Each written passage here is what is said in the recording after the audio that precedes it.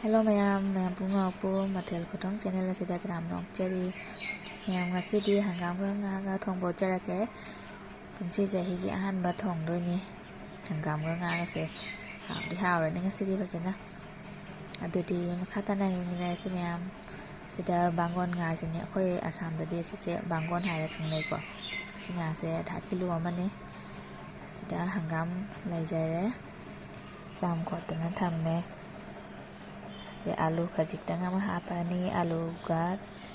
hanggam ga tawraga thongaktoine ko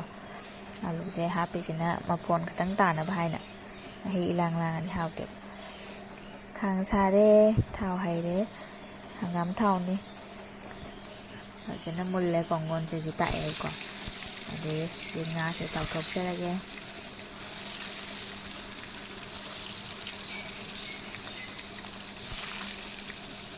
hanggam ga nga ga ning tham thai matam jawra di ho ti he jang se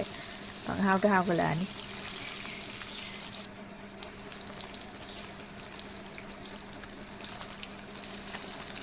thok charage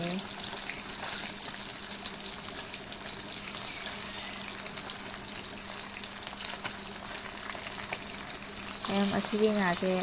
Manipur lon na kari hai ba khang jade khoi son da di bangon hai khang nei ko ai nga se chu taw ba loi jare ade hajik thong na ba taw jare ye man mai sel le hajik alu se hana ngau thok jare ning ak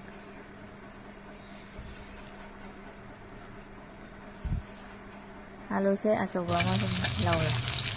kon kya ta na ba na thai la ga jang no aw no ba na ai hanggam se hap pa se mong cha cha de ot pa de se khut na ma na ma wal pa taw pa ni na ya na ngai de adi na pa jan na ot la goi na ot la ge hojik asi matang sida maru mapang hapsan jarage thom hapsan le han bada ade machu hapani machu hapaga jira suba hapani loi haporani ko thom morok asuba su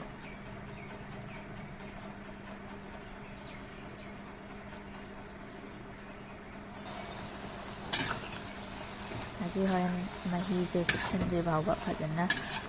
ngomina done se không mở có thì sẽ thật căng chân cái đó phải na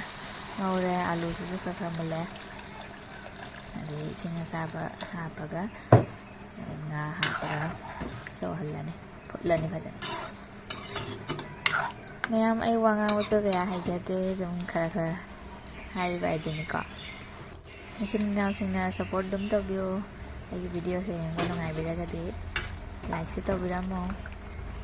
adidi ai hojik nga hataw ba se hapsin jare se hapsi la matung da azai ai jira su bodo loina mak hap che ba khara hapaga hojik nga samaina hapa matung da sauri ngai sida jira su ba jam ka khara ga haw na mai na hapsin jare na haw do laina ba hai na na se alu khara thugai ra ni alu khara thugai ra fajana hak so hal lage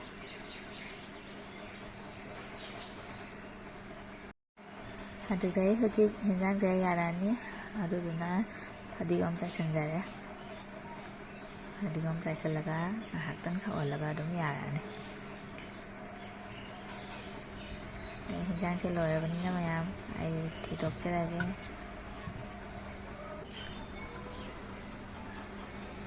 mayam ai video se yang bada nungai bi ga di